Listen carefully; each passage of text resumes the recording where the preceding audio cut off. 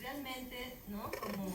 Como profesionales nos sentimos muy contentos de que por fin haya llegado los días en que ustedes puedan venir nuevamente a las clases presenciales, que puedan volver a los hospitales, ¿no? A llenar con sus alegrías, con sus inquietudes, ¿no? Con esas ganas que tienen, espero, de todos, ¿no? De querer aprender, ¿ya? Veo unas caritas como que, no sé, tal vez que está hablando la doctora, ¿no? ¿Quién quiere ir a aprender al hospital? Pero es algo sumamente importante, ¿ya? Ustedes, como futuros médicos, vayan a los hospitales. Es cierto que han perdido mucho tiempo estando en las casas, haciendo clases virtuales, y ahora es la oportunidad de que puedan recuperar todo el tiempo que se ha perdido, ¿ya? Sea en el Yanaguara, sea en el CASE, sea en el Goyeneche, ¿no? Que es donde yo trabajo, o sea en el Honorio Delgado, sean todos bienvenidos, ¿no? Y sean también cómplices de nosotros en esta experiencia que es aprender, ¿ya? Entonces, el tema que me han encargado hoy es exantemas en el recién nacido. Ustedes ya habrán visto de repente, ¿no? En una clase anterior, cuáles son las características físicas, ¿no? Normales en un recién nacido, ¿no? Por ejemplo, a ver, vamos a pedir la colaboración de algunos de ustedes para hacer la clase más dinámica, ¿ya? A ver, el delegado. Por ejemplo, ¿qué características físicas normales conoces en un recién nacido? ¿Has rotado ya por neo? ¿Has empezado por neo? ¿Quién ha empezado por neo? A ver, ¿quiénes están rotando conmigo? A ver, voluntarios.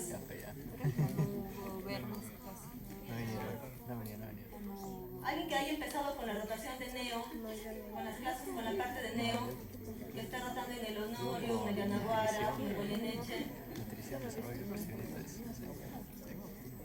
No sean tímidos. Una parte importante de los estudiantes de medicina es ser no tímidos. Ustedes tienen que ser los principales interesados en preguntar, en estudiar, en leer, ¿ya?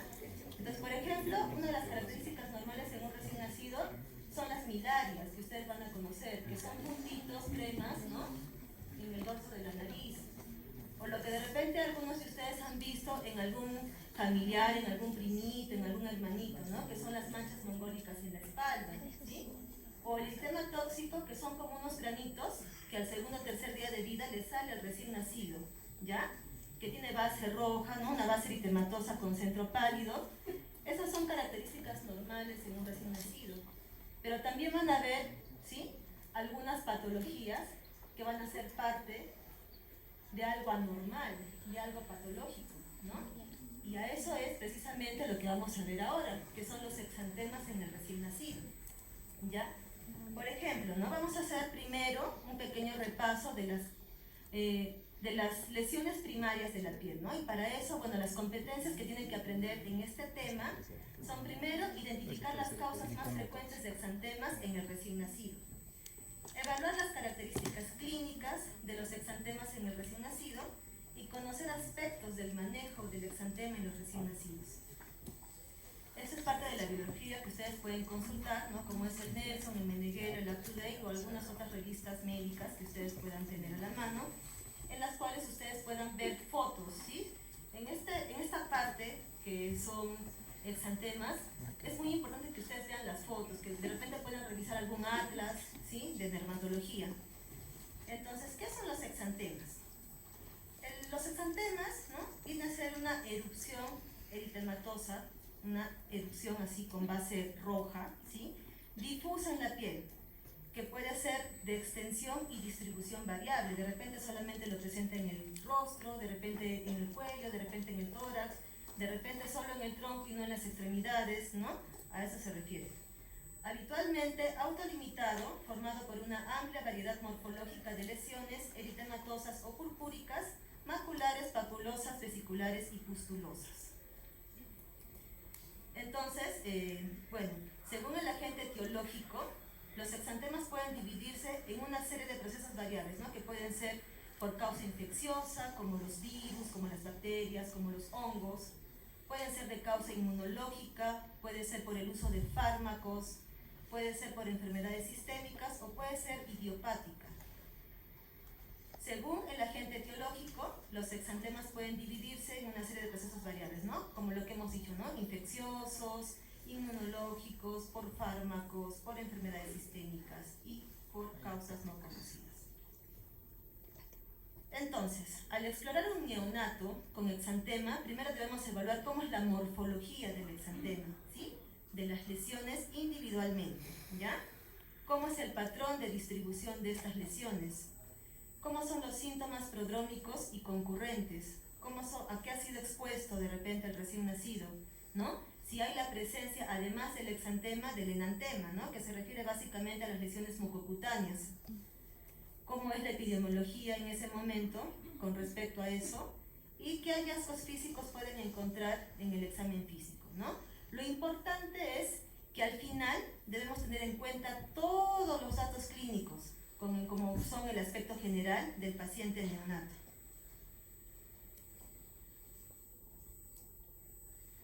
Bueno, entonces vamos a recordar un poco las lesiones de la piel, las básicas, las primarias, ¿no?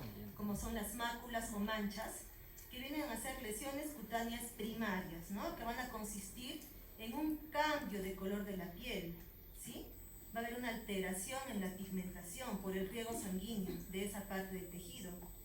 Estos cambios van a ir acompañados de un aumento en la consistencia, o sea, no va a haber aumento de la consistencia, quiere decir, ¿no? Si ustedes lo palpan, se va a palpar plano, ¿sí? A diferencia de una pápula, ¿no? Si ustedes palpan una pápula, van a sentir que hay un borde elevado. En cambio, en una mácula es plano, ¿ya? Son de color, tamaño y forma variable. Bueno, los de morfología eritematosa, ¿no? ¿Qué es un eritema? Es una lesión cutánea caracterizada por el enrojecimiento de la piel, ¿no? Como en la imagen que tenemos ahí. Puede ser limitado, ¿sí? A una sola zona, o puede ser extenso, de repente ocupa la mayor cantidad del cuerpo. Permanente, o también puede ser pasajero, debido a fenómenos vasculares, produciendo así vasodilatación que va a desaparecer a la vitropresión. O sea, ustedes presionan el dedito, lo sacan y lo van a ver más pálido, ¿ya? A diferencia de las púrpuras, que ustedes van a presionar con el dedito y al sacar el dedito va a seguir siendo eritematoso, no va a quedar pálido. Se da, por ejemplo, ¿no? Por quemaduras causadas por el sol. Las vesículas. ¿Qué son las vesículas? Son lesiones elevadas, palpables, que van a estar llenas de líquido, ¿no? Linfático o de otros fluidos corporales que se va a formar en la epidermis. ¿Qué son las ampollas? Se conocen técnicamente con el nombre de ampollas o bulas si son mayores de 0.5 centímetros de diámetro, y como vesículas o flictenas si su tamaño es menor, ¿no? Como acá, son más grandes. Y las pápulas, ¿no? Lesión sólida elevada en la superficie, pero que sea menor de 1 centímetro, ¿no? No sé si logran ver acá en el rostro del bebé, unas pápulas pequeñitas.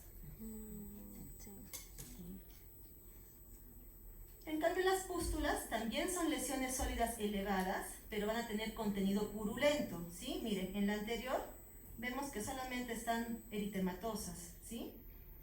Pero en esta imagen de acá ven que esas pápulas ya se ven de color amarillo, ¿sí? Porque hay pus adentro.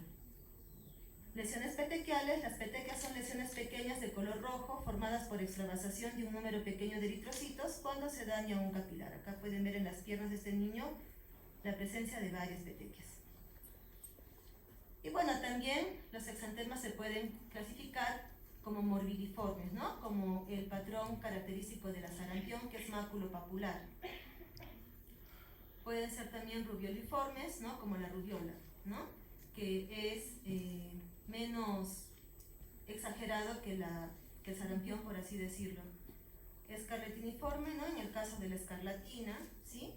Que ustedes acá a la palpación lo van a sentir áspero, como la piel de la gallina, como si fuera una lija. Y urticarial, ¿no? En el caso de una urticaria, acá van a ver que son lesiones maculopapulares que confluyen entre sí, o sea, se van uniendo, ¿sí? Tipo abón, como dicen los libros, ¿no? Incluso se puede palpar, ¿ya? Bueno, entonces, básicamente haciendo ese repaso, vamos a ver qué son los exantemas en el recién nacido. Entonces, lo que pasa es que en el recién nacido, debido a su inmadurez cutánea, ¿no? A la inmadurez inmunitaria que tienen los recién nacidos y renal, sobre todo quienes, los prematuros, corren mayor riesgo Entonces, el diagnóstico y tratamiento precoz de estos exantemas es crucial, ¿sí?, en el recién nacido, para prevenir secuelas devastadoras a largo plazo. Acuérdense que la inmunidad de los recién nacidos no es como de un niño de 3 meses, de 6 meses, de 2 años, ¿no? Tienen las defensas más bajas porque su sistema inmunológico es más inmaduro. Entonces van a ser más propensos a hacer una infección agresiva, ¿ya? Entonces las causas más habituales de infecciones cutáneas en los neonatos, en los recién nacidos, van a ser las ocasionadas por estafilococos aureus, por estreptococos, ¿no?, por hongos como cándidas o como virus como el herpes. Entonces, por ejemplo, acá tienen la estructura de la piel, ¿no? Bueno, ustedes van a recordar, ¿no?, que la piel se va a componer por la epidermis, por la dermis, por la hipodermis, ¿no?, y que en la epidermis van a estar los vasos sanguíneos. Bueno, eso ustedes ya lo saben y estoy segura que lo recuerdan. Entonces vamos a empezar con las infecciones por los estafilococos aureus, ¿ya? Vamos a hablar primero por el impétigo, ¿ya? Entonces, el impétigo es la infección cutánea primaria más común en los niños, ¿sí? El impétigo neonatal afecta a recién nacidos y puede aparecer los síntomas hasta el mes de vida, pudiendo llegar a ser una enfermedad grave si no se detecta a tiempo. También puede afectar a niños mayores, ¿ya? Pero en niños mayores, digamos que le da impétigo a un niño de 2 años, ¿no? No va a ser tan agresivo como si fuera en un recién nacido, ¿ya? La infección se manifiesta en la piel como ampollas, como ven acá en la imagen. Ampollas de color amarillento, localizadas predominantemente alrededor del ombligo, ¿ya? Alrededor del ombligo. También puede estar en las axilas, también puede estar en la zona del pañal. Estas ampollas se van a romper con facilidad, dejando zonas húmedas, y se extiende con mucha rapidez por la piel del recién nacido. Al reventarse esta ampolla, que está lleno, ¿sí?, de estafilococos aureus, ¿ustedes creen que no se va a infectar el resto de la piel? Se va a infectar más rápido, ¿sí? Por eso es que la detección temprana y el tratamiento oportuno es básico, ¿ya? Sobre todo en un niño tan pequeño. Entonces vamos a tener 2 tipos de impético, ¿ya? El impético no ampolloso y el impético ampolloso. El impético ampolloso se va a relacionar más que todo a la enfermedad de escaldadura del recién nacido, que ya lo vamos a ver más adelante, ¿ya? Por ahora nos vamos a ocupar del impético no ampolloso, que es una infección superficial localizada en la porción subcorneal de la epidermis. Va a formar placas eritematosas, como ven acá, recubiertas por placas mielicéricas. ¿A qué se refiere placas mielicéricas? Mielicéricas de miel. No sé si logran ver que se ve medio amarillo, ¿sí? A eso se refiere, ¿ya? Va a ser eritematosa con placas mielicéricas, ¿ya? Sin embargo, el impético ampolloso se produce cuando se infecta por estafilococos aureus coagulasa positivo, pero especialmente del grupo FAGO grupo 2, ¿ya? De los tipos 71 y 55. Y va a ser producida por toxinas que van a producir epidermólisis y la consiguiente formación de ampollas, pero ampollas de gran extensión, no así pequeñitas, ¿ya? Van a ser extensas. Entonces, el impético ampolloso se considera una forma localizada del síndrome de piel escaldada estafilocócica, ¿ya? El ampolloso. El impético ampolloso se presenta con frecuencia en las 2 primeras semanas de vida, con ampollas subcórneas flácidas, acá, ¿sí? ¿Logran ver? Flácidas, transparentes, que pueden ser únicas o pueden formar grupos, y con frecuencia presentan eritema en la piel subyacente. Acá se ve un poquito de eritema, ¿ya? Alrededor. El diagnóstico se va a realizar con la tinción de Gram, que va a mostrar cocos, ¿sí? Gram positivos. El cultivo de la vesícula, o sea, de acá van a extraer un poco de ese contenido líquido y lo van a mandar a cultivo. Entonces, el cultivo del líquido de la vesícula o pústula, o de los márgenes sobrelevados de una placa de impético costroso, como el de acá, como las de acá, generalmente son suficientes para poder establecer el diagnóstico.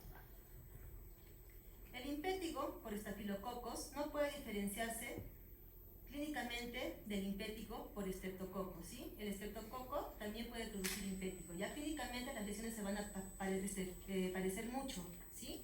Pero para saber cuál es cuál, va a ser necesario el cultivo, ¿ya? El impétigo ampolloso puede confundirse con otras enfermedades infecciosas, vesícula ampollosas, o con alteraciones pustulosas, ¿no? De causa infecciosa o no infecciosa, ¿sí? Es decir, que estas lesiones ampollosas que hemos visto acá, tenemos que diferenciarlas o hacer el diagnóstico diferencial del virus del herpes simple, de la varicela, del enterovirus, de las candidiasis cutáneas congénitas, de las listeriosis y de la sarna. Todas ellas pueden dar vesículas. Las no infecciosas hay que diferenciarlas del eritema tóxico neonatal, de la melanosis neonatal pustulosa transitoria, de la pustulosis eosinófila, de la enfermedad ampollosa crónica de la infancia, de la incontinencia pigmentaria, de la epidermolisis ampollosa, del pénfigo y del pemphigoide. La complicación más frecuente de la infección de la piel por Staphylococcus aureus va a ser la celulitis, en un 10% de los casos. El impétigo ampolloso no localizado se va a dar cuando no existe fiebre o afectación de los tejidos blandos locales, como la linfadenitis o celulitis. Ahora, ¿cuál va a ser el tratamiento? ¿Sí? Si es leve, si es una pequeña zona la que tiene este problema, se puede manejar con cremas, ¿sí? Antibióticas, como es la mupirocina o como el ácido fucídico, ¿ya? Pero si la infección ocupa una gran superficie corporal, no va a ser suficiente las cremas. Se va a tener que trabajar con antibióticos, ¿sí? Y por ser un recién nacido, ¿ustedes creen que será suficiente darle un antibiótico vía oral? ¿Qué dicen ustedes? A ver, ¿qué dice para que despierten? El compañero que tiene sus audífonos naranjas, ¿cuál es tu nombre? Sebastián. Sebastián, si tú tuvieras un pacientito, ¿no? Que tú ves que ya tiene sus vesículas, que ya le has hecho su cultivo, que ya está seguro que es estafilococo, que es un pénfigo por estafilococo, ¿le darías la crema, digamos la mupirocina, y le darías algún jarabe vía oral o qué harías? No, también tendría que darle un tratamiento tópico. Ya, hemos dicho que le vamos a dar la mupirocina, ¿no? Ese es el tratamiento tópico. Además, ¿qué le darías? En todo caso también debería haber algo parenteral. Algo parenteral, porque es un recién nacido, ¿sí? A los recién nacidos nunca le vamos a dar un jarabe vía oral. Al recién nacido, cualquier infección que tenga se tiene que manejar como una sepsis neonatal. Y el tratamiento para una sepsis neonatal aquí en la China, en Europa, en Estados Unidos, donde sea, son 2 esquemas de antibióticos, ¿sí? No se olviden, macrólido y betalactano, ¿ya? Entonces sí, en este caso sería necesario un tratamiento endovenoso, ¿ya? En un recién nacido. Si fuera un niño más grande, de 2-3 años, sí podríamos pensar de repente en darle una crema, ¿no? Y además un jarabe vía oral dependiendo del compromiso que tenga con la infección. El impétigo ampolloso puede progresar rápidamente si no se trata, es muy peligroso para un recién nacido. Si hubiera un caso de impétigo ampolloso en una unidad de cuidados intermedios, se tiene que aislar al paciente, se tiene que poner en cuarentena el servicio para que no se infecten todos los bebés, ¿ya? Recomendar iniciar tratamiento antibiótico endovenoso en los neonatos. ¿Qué tratamiento le daríamos? La oxacilina, ¿ya? Que me cubre Staphylococcus aureus. Y si hay resistencia, podríamos usar la vancomicina. Ahora, el síndrome de la piel escaldada. Es una enfermedad mediada, como hemos dicho, por estafilococos, pero precisamente ¿por quién? Por la toxina, ¿ya? Por la toxina epidermolítica estafilocócica, que se va a caracterizar por producir dolor cutáneo, ampollas difusas, superficiales y descamación. En el periodo neonatal puede provocar epidemias en las unidades neonatales. Es por eso que les mencionaba que debíamos aislarlo al bebé y poner al servicio en cuarentena. Miren, por ejemplo, miren esta imagen, ¿no?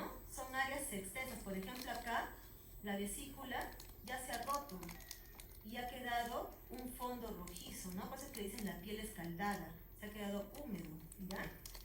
Un aumento de la sensibilidad cutánea, o sea, dolor, ¿no? Es indicador del síndrome de piel escaldada en el recién nacido. El eritema macular generalizado evoluciona rápidamente hacia una erupción escarlatiforme, más acentuada en las flexuras o áreas periorificiales y alrededor de la nariz. La piel eritematosa, brillante, adquiere un aspecto arrugado, miren como en la imagen, arrugado, dando lugar en un periodo de 2 a 5 días a una descamación, con gruesas escamas, particularmente en las flexuras de los brazos, de las piernas, en las ingles, etc. En los casos graves, miren, en los casos graves, a la fase eritrodérmica, ¿sí?, le sigue el desarrollo de ampollas flácidas, difusas, estériles, erosiones, descamación ampollosa, de grandes capas de piel. O sea, es una cosa muy dolorosa y muy cruel si le da a un recién nacido. En este estadio, se pueden separar áreas de la piel en respuesta a pequeñas fuerzas oblicuas. O sea, ¿qué quiere decir, no? Digamos que en esta parte, ustedes frotaron con su dedito, un dedo con guante, ¿no? Lo frotan así, inmediatamente hacen esa frotación, van a ver cómo la piel se levanta, ¿sí? Se descama. A eso se refiere signo de Mikulski. A medida que se desprenden grandes capas de epidermis, aparecen las áreas húmedas, brillantes, denudadas, inicialmente en las flexuras y posteriormente en la mayor parte de la superficie corporal. A medida que la piel expuesta, denudada, se seca, se desarrolla un aspecto costroso en láminas, ¿no? Como en estas partes de acá, unas costras secas. A los 2 a 5 días del inicio de la eritrodermia, se pueden desarrollar costras radiales, ¿sí? Costras radiales y fisuras alrededor de los ojos, alrededor de la boca, alrededor de la nariz. El diagnóstico. La obtención de la toxina producida por la cepa de Staphylococcus aureus en un neonato con ampollas difusas establece el diagnóstico. A pesar de que las ampollas intactas de la piel son estériles, para intentar identificar la fuente de las toxinas epidermolíticas deben obtenerse los cultivos, ¿ya? Ya sea de sangre, ya sea de líquido cefalorraquídeo, de la nasofaringe, de la oringe, del ombligo, de cualquier área que sea sospechosa de estar infectada. Entonces, el diagnóstico es básicamente como cultivo. Y bueno, el síndrome de piel escaldada, ¿no?, por estafilococos también se puede confundir con otras alteraciones ampollosas y esfolativas. Es por eso que hay que hacer los diagnósticos diferenciales, como son la fiebre escarlatiniforme, el impético ampolloso, la enfermedad de Kawasaki, la epidermólisis ampollosa, mastocitosis cutánea difusa, síndrome de la peladura cutánea familiar con eosinofilia. Bueno, todos estos nombres raros, ¿sí?, que poco a poco en el camino van a ir aprendiendo. Así que ahorita no se traumen, ¿sí? Lo más importante es que sepan, ¿sí?, cuáles son los exantemas, quiénes lo producen, o sea, el agente etiológico, cómo son las características clínicas, cómo pueden llegar al diagnóstico y cómo lo pueden manejar. Eso es lo más importante, lo que quiero que se graben ahora, ¿ya? Ahora, otro grupo de infecciones en la piel es los producidos por el estreptococo del grupo B, ¿ya? Entonces, son causa más común de sepsis neonatal en los países desarrollados junto con la listeriosis, igual en nuestro país, ¿ya? Pueden ser de inicio precoz o de inicio tardío, ¿no? De inicio precoz durante los 6 primeros días de vida, de inicio tardío desde los 7 días a los 3 meses de vida. Las manifestaciones cutáneas de infección por el estreptococo del grupo B son raras. En los lactantes menores de 12 semanas, una celulitis producida por estreptococo del grupo B muestran predilección por la cara y por la región submentionana y submandibular. La celulitis facial progresa rápidamente, puede producir adenitis submandibular, ipsilateral y consolidación pulmonar. Puede ocurrir una celulitis inguinal, escrotal, perorrutidiana y retrofaringe, y provocar vesículas ampollosas y erosiones similares a las del impético. Y las lesiones pueden estar presentes al nacer y aparecer en cualquier lugar del cuerpo. Entonces, las manifestaciones cutáneas van a ser abscesos del cuero cabelludo, de la mama, de la glándula submandibular, del tejido celular subcutáneo, lesiones similares al eritema nudoso, puede haber conjuntivitis, puede haber fascitis necrotizante, celulitis aguda necrotizante del escroto y púrpura fulminante. Ahora, el fármaco de elección, la penicilina, ¿ya? El tratamiento por ser un recién nacido endovenoso, ¿no? Lo que les había dicho, doble terapia, ampicilina y aminoglucósido, ¿no? Como la gentamicina, como la micacina. A ver, para que despierten, pues se me están durmiendo. A ver, la compañera que tiene chompa naranja. 1, 2, 3, la cuarta fila, la primera. ¿Cuál es tu nombre? Carolina.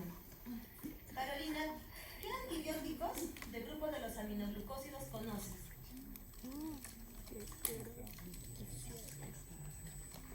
Porque ya han hecho fármaco, ¿no es cierto? Ya han hecho fármaco, clases virtuales, tiran fármaco. A ver, vamos a buscar otro voluntario. De la quinta fila, la tercera compañera que está de polera ploma, que se está agarrando el cuellito.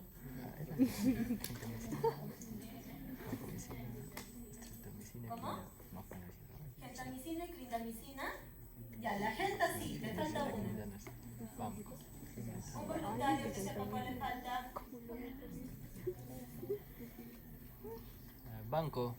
Vancomicina, no. Estreptomicina. Estreptomicina, no. Amicacina será. Gentamicina y amicacina. Ya, y del grupo de los betalactámicos, ¿quiénes están? A ver acá, al ladito de Sebastián, ¿no?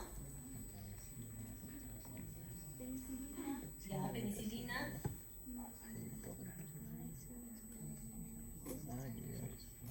Ah, ya ves, los agarré y despertaron toditos.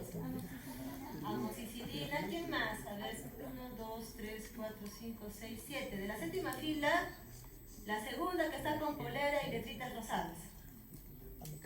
Tus compañeros han dicho amoxicilina y penicilina. ¿Qué otros antibióticos betalactámicos conoces?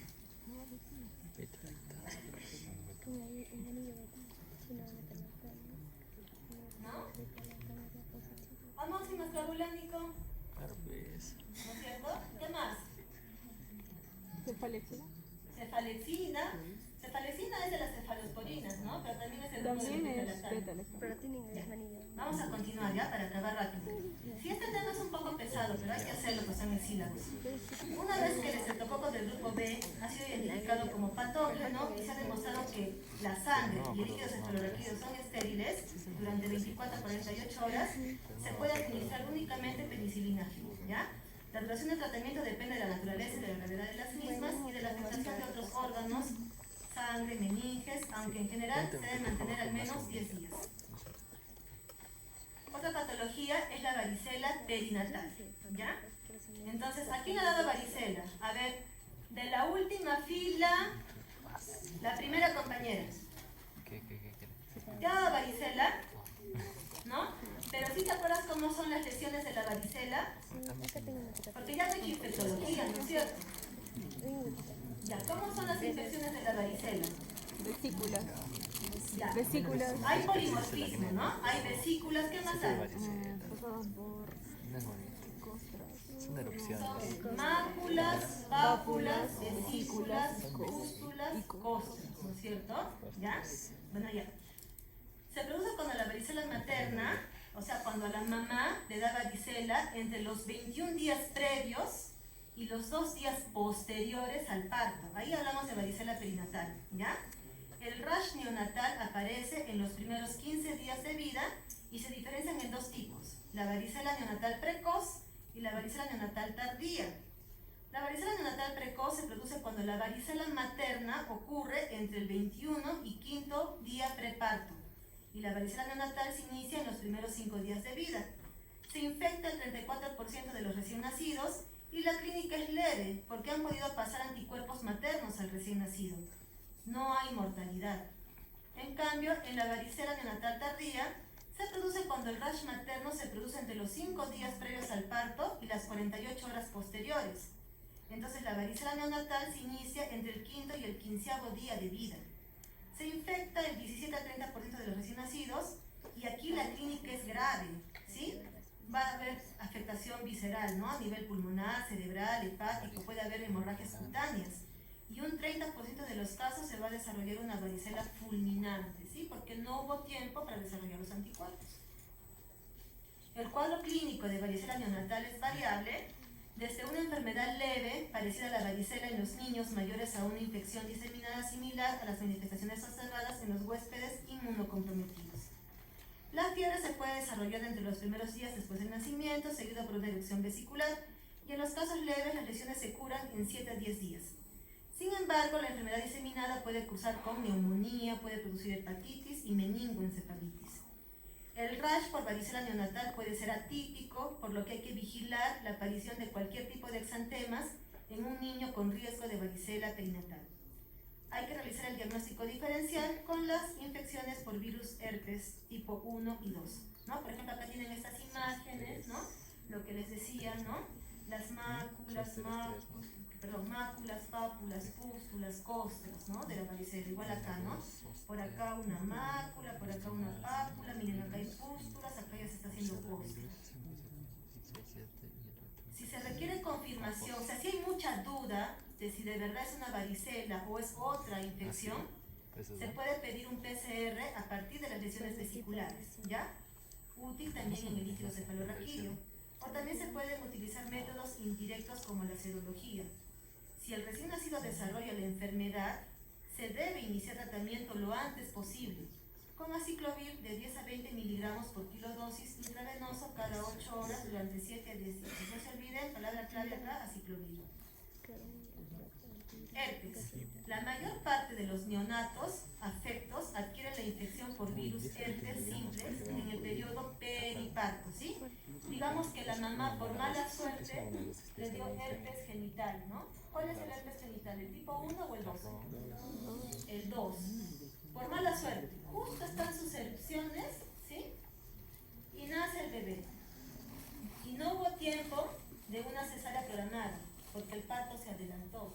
Entonces entra el trabajo de parto y nace el bebé por el canal vaginal. Ese bebito no tendrá riesgo de hacer herpes, pobre bebé, ¿no es cierto? Entonces la realización de una cesárea en presencia de lesiones herpéticas y la disminución de la excreción viral administrado en las últimas semanas del embarazo, tratamiento antiviral a gestantes con herpes genital activo, son las mejores medidas preventivas de las que se dispone. El virus herpes simple 2 es la causa más frecuente, ¿sí?, de herpes neonatal a nivel mundial. Entonces, el herpes neonatal va a cursar con 3 síndromes clínicamente distintos, ¿ya? Que va a ser la infección diseminada, la infección localizada en la piel, ojos o bocas, y la infección en el sistema nervioso central. Este ya es grave, ¿ya? La exposición en el momento del parto a una infección materna primaria puede dar lugar en el neonato a una infección abrumadora, con una tasa de mortalidad alta, enfermedad de progresión más lenta, ¿sí? Puede ser insidiosa, en la que el neonato solo tiene alteraciones mucocutáneas, o puede ser que desarrolle los síntomas neurológicos de forma lenta y progresiva, ¿ya? Acá, por ejemplo, podemos observar, ¿no?, a un bebé con herpes simple congénito. Van a haber pápulas costrosas, necróticas generalizadas, ¿sí?, que por esas lesiones, ¿no?, por las costras, puede hacer confundir con una varicela. Y acá podemos ver grupos de vesículas en la frente y en el área periocular. Acá tenemos otro neonato que va a tener esas lesiones en el cuero cabelludo, ¿ya? Mencionan acá placa central necrótica en el punto de colocación de un electrodo para la monitorización. Y acá van a observar múltiples vesículas, pápulas costrosas sobre una base eritematosa en el área periumbilical y en el flanco izquierdo. Podríamos pensar que es una varicela, ¿no? Entonces, el diagnóstico rápido se establece mediante un frotis con la admisión de sangre. En neonatos sin lesiones en la piel o en las membranas, el diagnóstico es más difícil. Las pruebas de laboratorio y radiológicas que demuestran la infección multisistémica apoyan al diagnóstico, pero no son diagnósticas. Los cultivos en las lesiones cutáneas, nasofaringes o conjuntivales o de la orina, plasma y líquido cefalorraquídeo pueden aportar un diagnóstico específico, pero se tarda varios días en obtener los resultados. Es importante el examen del líquido cefalorraquídeo.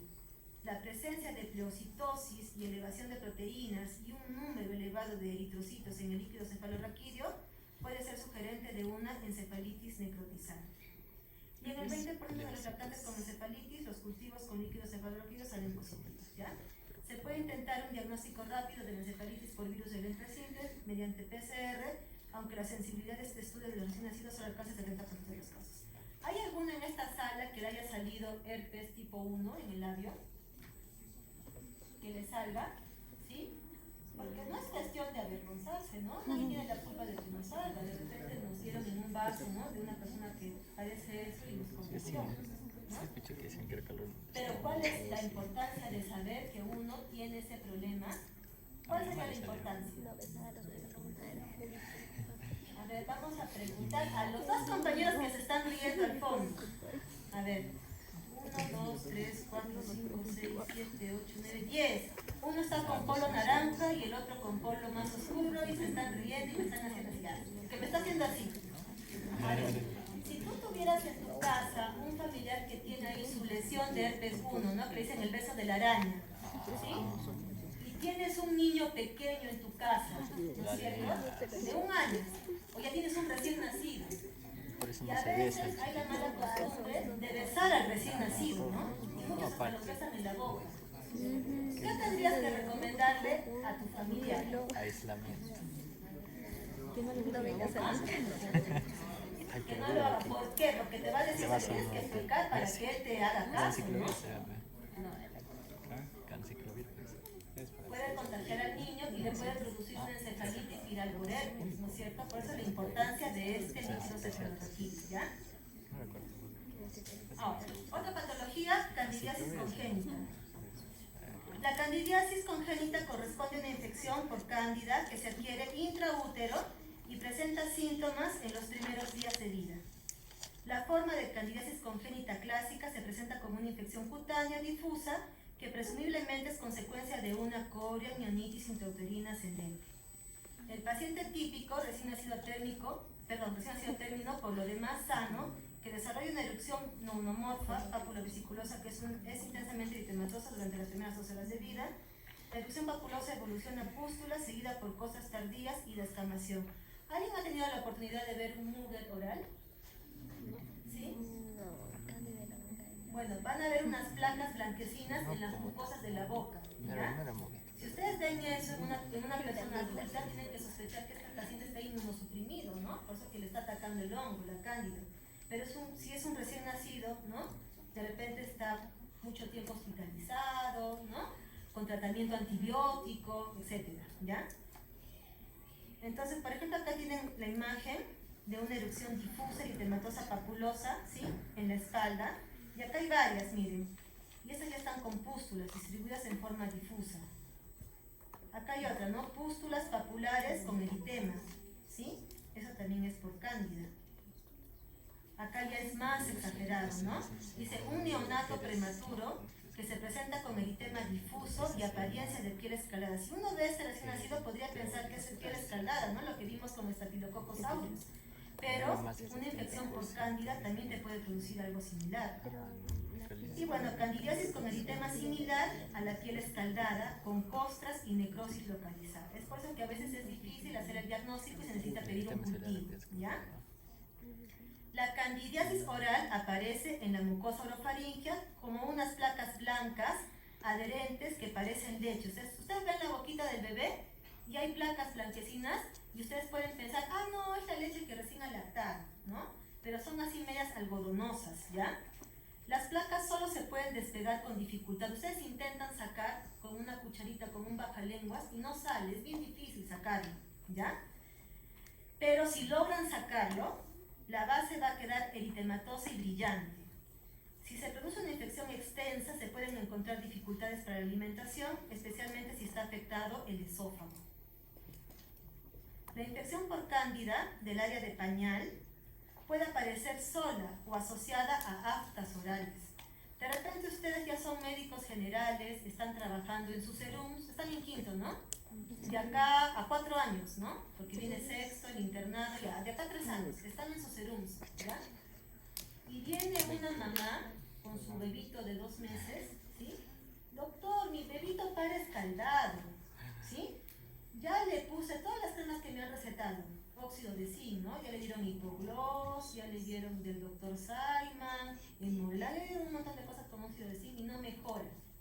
Y ustedes ven que esas lesiones tienen como unas pápulas blanquecinas, ¿sí? ¿Qué le van a agregar? ¿No le agregarán algo para la cándida? ¿No es cierto? ¿Y qué le van a agregar para la cándida? Igual, ven a su recién nacido que tiene sus placas blanquecinas. ¿no? ¿Qué le van a decir a la mamá? Hay que darle gotitas. ¿Qué gotitas le van a dar? Nistatina, ¿ya? Entonces, en lugar de que le ponga hipogloss, que le ponga nistacin, ¿no? Que tiene óxido de zinc y nistatina, que le ponga nistagloss, ¿no? Esas cosas que parecen caseras, que solo de repente dirán, ah, eso saben las mamás. Ustedes como futuros médicos tienen que saber, ¿sí? Porque cuando hagan sus serums o cuando sean médicos generales, hasta que logren ingresar a su especialidad, que espero de todo corazón que lo hagan terminando el serums, ¿sí? Van a tener que ver niños, así no sean pediatras. Y esas pequeñas cositas, por más simples que parezcan, lo tienen que saber, ¿ya? No se deben olvidar. Nistatina, por ejemplo, acá ven, ¿no? Una dermatitis del pañal, una zona eritematosa, pero ya hay pápulas, miren, no solamente es un fondo eritematoso, sino que ya se pueden observar pápulas. Entonces ahí ya tienen que sospechar de una cándida, ¿sí? Y dar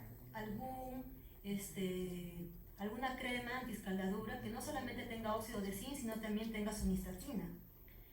En la mayoría de los lactantes, las formas localizadas de candidiasis pueden ser tratadas de forma tópica, con la cremita, ¿ya?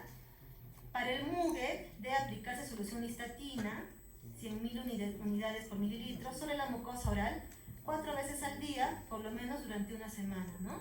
Le dirán, como la nistatina viene en goterito, le dirán, señora, tienen que echarle, ¿no? Un gotero, 1 mililitro en cada carrillo, cada 6 horas, ¿no? Por una semana. El mugue resistente, o sea, ¿qué pasa si le dan nistatina y no mejora, ¿no? Ahí tendrían que pensar en otras opciones, ¿no? Fluconazol, itraconazol, depende de la infección que tengan. También ya en casos graves pueden usar amphotericina B, cremas imidazólicas, ¿no? Bueno, etc. Fin de la presentación. Tenemos otro tema más, ¿no? No es solo una clase.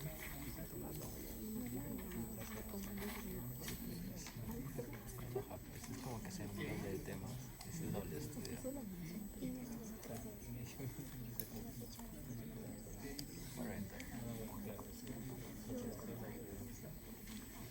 Ojalá me hagan el examen, si no, no va a pasar nada. Descargarlo a ver si tiene que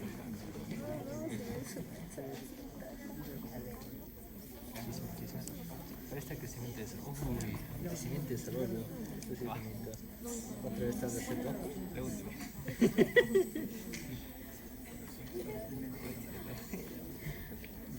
Ya, vamos a ver ahora lo que es crecimiento y desarrollo fetal, ¿ya? Esto básicamente es un repaso de lo que ustedes ya han hecho en básicas. ¿Se acuerdan, no? Cuando han hecho embriología. ¿No se acuerdan? Ya fuimos entonces. Competencia. Vamos a seguir solamente los puntos más importantes, ¿sí? Porque en una clase pues tan corta no nos exploraría tanto, ¿ya? Entonces, primero conocer algunos aspectos sobre el crecimiento y desarrollo del feto, ¿ya? Así que la parte embrionaria la vamos a pasar así rápido. Bueno, la biología que pueden consultar, entonces acuérdense que las etapas de la gestación, ¿sí? Constan de 3, ¿no? La etapa germinal, desde la fertilización hasta las 2 semanas, la etapa embrionaria, desde las 2 a las 8 semanas, y la etapa fetal, de las 8 semanas al nacimiento, ¿ya? Entonces la fecundación, bueno, es el fenómeno en virtud del cual se fusionan, todo eso ya se lo saben, ¿no? El gameta masculino con el femenino, ya. Esto lo vamos a pasar rapidito, ¿ya? Porque ustedes ya son expertos en eso. Entonces, en la segunda semana del desarrollo embrionario, ¿sí? En uno de los sectores del disco embrionario se forma al final de la segunda semana el saco vitelino. Acá pueden observar el saco vitelino. Alrededor del 18º día, el disco embrionario cambia de forma alargándose. De un extremo a otro se forma un canal, ¿sí? Al lado del cual aparecen unas pequeñas protuberancias hasta llegar a contarse 41. Y del canal deriva todo el sistema nervioso y de las protuberancias, las vértebras y las costillas. En la tercera semana, a medida que pasan los días, la vesícula amniótica, una de las 2 cavidades formadas en la fase de la blástula, que era pequeña, aumenta progresivamente de tamaño y 3 semanas más tarde rodeada totalmente. Bueno, esto es pura teoría que lo pueden encontrar en su libro. Lo más importante que se deben acordar es esto de acá. Porque incluso de acá pueden salir preguntas para el ENAM, ¿ya? O para el examen de residencia, ¿sí? Por ejemplo, ¿no? Tienen endodermo, mesodermo y ectodermo. Endodermo formará el aparato respiratorio y digestivo. El mesodermo formará los huesos, la mayoría de los músculos, los cartílagos, los órganos sexuales, los riñones y el sistema circulatorio. Y del ectodermo, ¿sí? Acuérdense, sistema nervioso, piel, pelo, ¿sí? No se olviden de este cuadrito porque esto les pueden preguntar en el ENAM, en el examen de residencia, en la parte de las preguntas de básicas, ¿ya? Bueno, esto también lo vamos a pasar. Esto es un pequeño resumen del desarrollo embrionario, ¿ya? Más que todo, lo más importante que se van a aprender, ¿ya? Por ejemplo, el día 1, la concepción, ¿no? Día 2 a 3 se forman las 8 células que vienen a ser la mórula. Del 6 a 8º día, la mórula se llena de líquido, empieza la diferenciación celular, ¿no? En el día 10, el embrión se implanta en la pared uterina. En el día 12, el embrión ya se compone de muchas células y se forma la circulación uteroplacentaria. En la semana 4, el embrión ya mide 0.5 centímetros. Ya se puede observar, ¿sí? La cabeza, el tronco, los brazos rudimentarios, ¿no? El corazón como que recién empieza a presentar sus primeros latidos. Se observa la médula espinal y 2 lóbulos cerebrales principales, ¿no? En la semana 5, ya se puede ver, pues, a través de la ecografía, los riñones, el hígado, el sistema circulatorio, ¿no? Todo lo que está acá, ¿ya? Y en la semana 7, el embrión ya mide 1.25 centímetros, pesa de 2 a 3 gramos, el cerebro ya empieza a enviar impulsos, el tracto gastrointestinal produce enzimas, el riñón elimina algunos productos de degradación, el hígado produce glóbulos rojos, los músculos se bueno, ya. Como veo que se me están durmiendo, vamos a hacer algunas preguntas. A ver, la señorita que está atrás con gorro rojo. Con un gorrito rojo. Ajá. ¿Qué funciones tiene la placenta? ¿Para qué crees que sirve la placenta en el desarrollo fetal?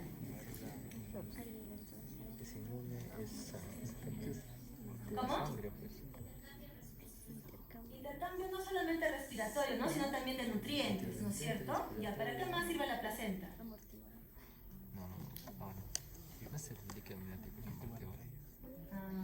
A ver, tú que estás con tu botellita, ¿para qué más sirve la placenta? Claro, para protegerlo de algún golpe, ¿no es cierto? Ya, ¿para qué más? A ver, la compañera que está con mascarilla negra, ajá, y chompa verde.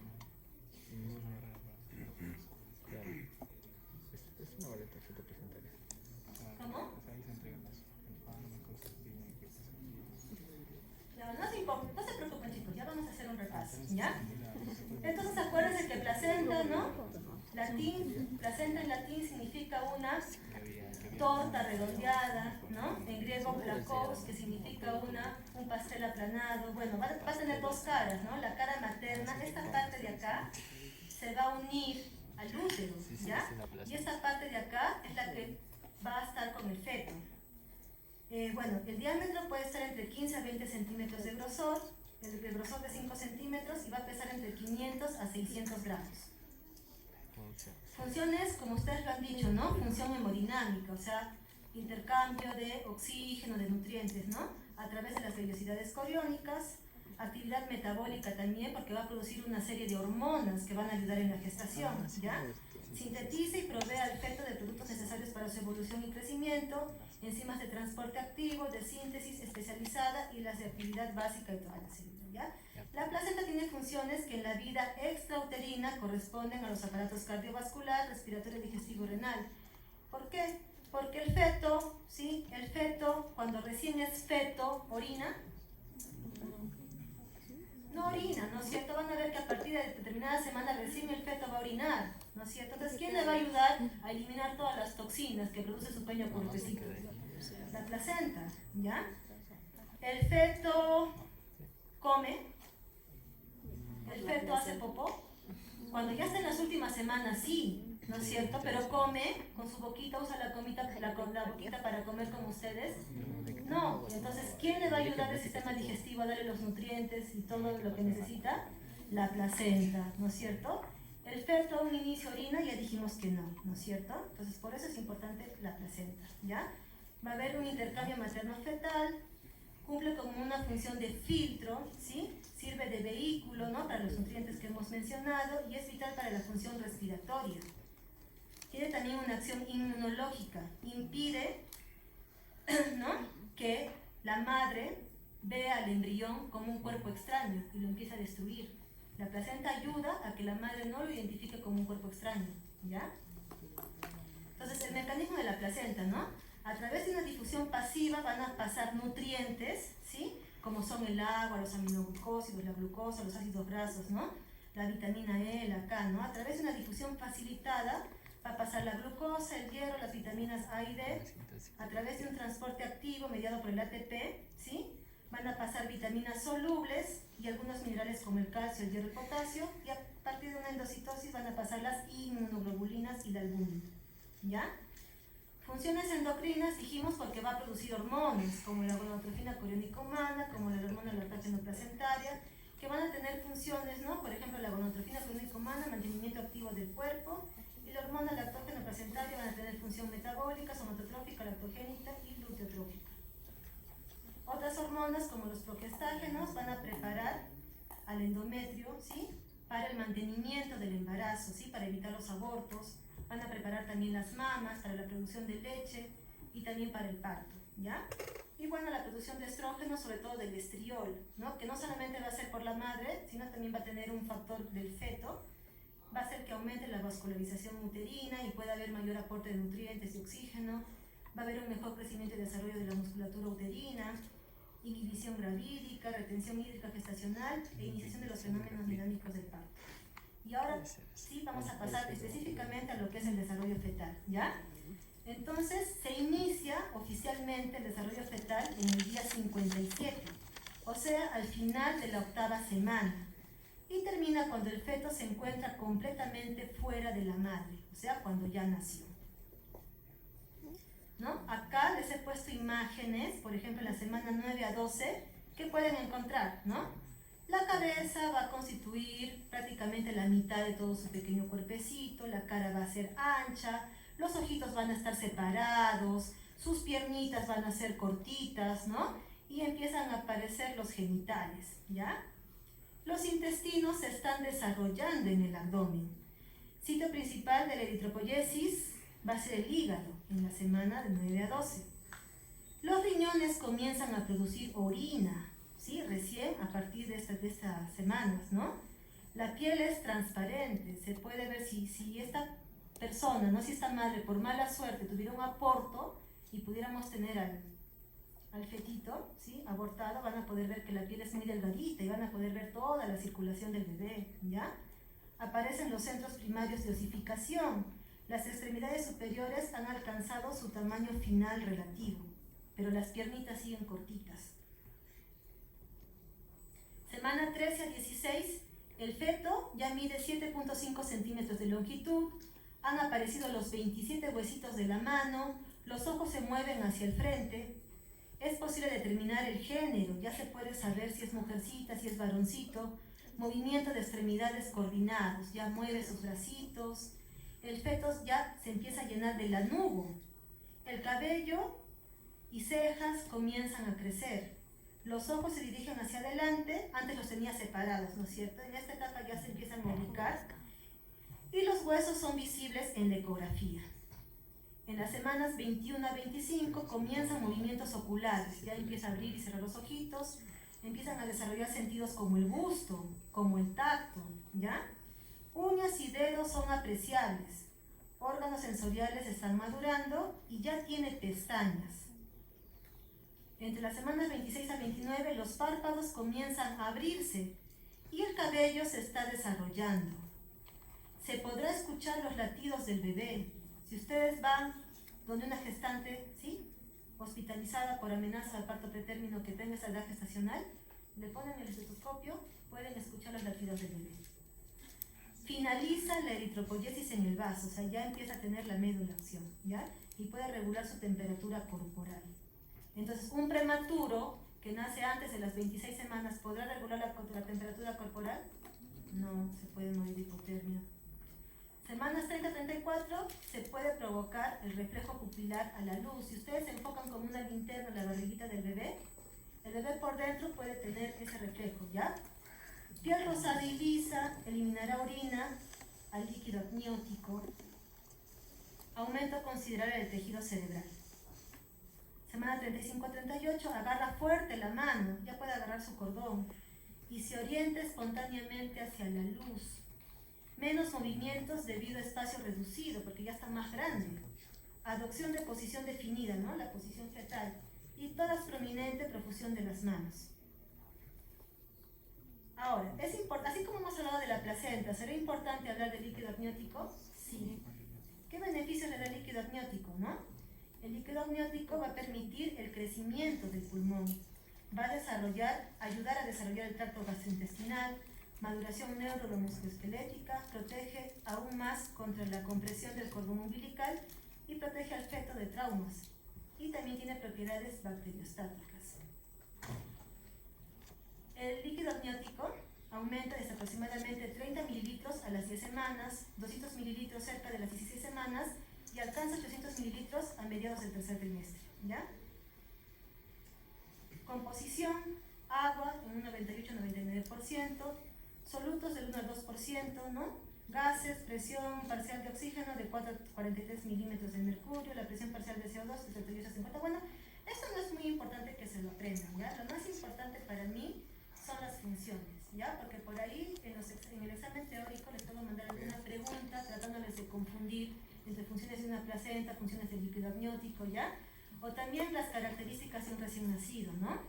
El doctor encargado, ¿sí?, del curso nos ha pedido preguntas teóricas de relevancia y preguntas tipo caso clínico.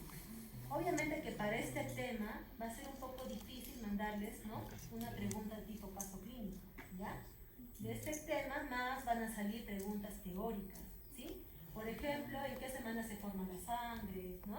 ¿En qué semana empieza a orinar? ¿Sí? Cosas así, puntos claros, ¿ya? Este es un niño recién nacido normal, ¿no? Peso normal entre 2.500 y 4.000 gramos y una talla promedio de 50 centímetros. Entonces, ¿cuáles son los periodos críticos de la gestación? Esta imagen sí me la he robado de internet, no se ve muy bien, pero acá pueden ver, ¿no?, que hasta la tercera semana se puede producir muerte del embrión, ¿sí? De repente hay muchas malformaciones, muchas alteraciones cromosómicas, ¿no?, etcétera. Entre la tercera y octava semana se pueden producir malformaciones en el embrión. De repente la mamá tomó alguna pastilla porque no sabía que estaba embarazada, o tomó licor, o es alcohólica, o es drogadicta, ¿no? Y a partir de las 8 semanas, de repente no van a ser malformados, pero sí puede haber muchas alteraciones funcionales en el feto, ¿ya? Bueno, el sistema cardiovascular, tienen que acordarse, ¿no?, que el feto va a tener 3 cortocircuitos, como son el conducto venoso de Arance, el foramen oral, el ductus arterioso botal, ¿no? El gasto cardíaco va a ser de 220 cc por kilo minuto, ¿ya? A nivel del sistema respiratorio, las fases, ¿sí? La fase pseudoglandular, la fase canalicular, la fase de saco terminal, la fase alveolar, la composición del surfactante. ¿Para qué sirve el surfactante? Para el colapso. ¿Cómo? El pulmón. Para que el pulmón no se colapse, ¿no es cierto? ¿Dónde se forma el surfactante?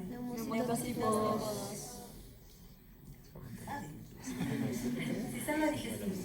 Entonces, en el tubo digestivo, esto es importante, ¿no? La deglución comienza a la semana 10 a 12. A la semana 20 posee ácido clorhídrico y todas las enzimas digestivas. Ya puede realizar meconio, fosfolípidos, escamación, pelo, vermis, gaseosa, bilirrubina. Todo esto va a producir la formación del meconio. ¿Qué es el meconio? La primera deposición del ¿Y bebé. cómo es? ¿De qué color es? Verde petróleo, ¿no es cierto? Ya el páncreas presenta una discreta función exocrina de producción de bicarbonato, y ya el hígado, bueno, la función netamente hematopoyética, y la mayoría del colesterol fetal deriva del hígado. A nivel urinario, como dijimos, orina en la semana 12, la función es poco importante, ¿no? ¿Por qué? Porque la mayor parte de esta función la va a hacer la placenta al inicio, ¿no? Semana 18, la orina es una fuente de líquido amniótico, ¿sí? Ya el bebé, como ya empieza a orinar, ¿sí?, la fuente principal de líquido amniótico, ¿quién lo va a dar? El riñón, ya no tanto la placenta. La diuresis oscila alrededor de 400 centímetros por día, y ya, ¿sí?, en la semana 20 ya va a funcionar el sistema renina-angiotensina y la eritropoyetina. nivel del sistema nervioso, a la 8ª semana se aprecia actividad eléctrica cerebral. A la 10ª semana realiza movimientos espontáneos. A término, tiene bien desarrollados los reflejos de succión y además del olfato, del gusto. Bueno, en realidad el gusto mencionan que ya lo tiene después de las 12 semanas. La audición ya la tiene entre la semana 24 a 26. La visión del reflejo pupilar en la semana 30 y orientación a la luz a la semana 35. ¿No? Eso es más o menos un repaso de lo que hemos visto anteriormente. A nivel del sistema endocrino, bueno, la producción de la testosterona. ¿Quién creen que determina el sexo? ¿Los estrógenos o la testosterona? La testosterona. Ajá. ¿Ya? Hipófisis anterior se diferencia en 5 tipos de células que secretan las 6 hormonas, ¿no? La prolactina, la hormona estimulante de las gonadotrofinas, la GTH, la TSH, la LH, bueno, y posterior se desarrolla las semanas 10 a 12, con lo cual la oxitocina y la vasopresina ya son detectables, ¿no? Y el metabolismo fetal, bueno, la principal fuente de energía del feto es la glucosa, y en condiciones normales el feto realiza una glucólisis aerobia.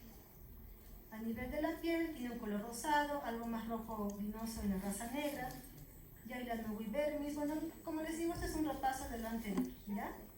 Bueno, eso sería todo. Que aceptar la clase. ¿Puedo hacer ese repaso a lo anterior? Este perrito se llama Huasca, ¿ya?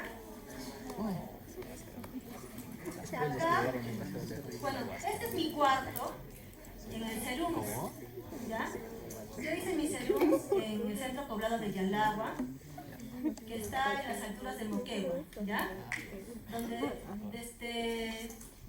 desde que arranca prácticamente el carro es pura trocha. Es trocha, llego a más de 5.000 metros sobre el nivel del mar y empiezo a bajar. O sea, paso bien hasta todavía más lejos. Baja. Y paso por unos caminitos tan estrechitos que solamente pasa el carro y abajo está el abismo y ves al fondo el río Tambo como un hilito.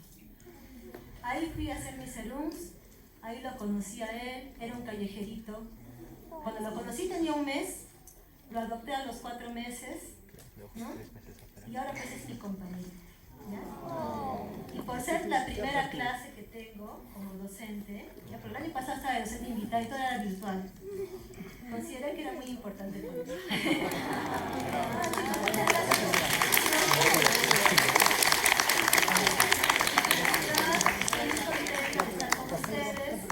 Espero no haya sido pesado el sueño, pero sí los comprendo porque son temas muy pesados, de verdad sí son temas muy pesados.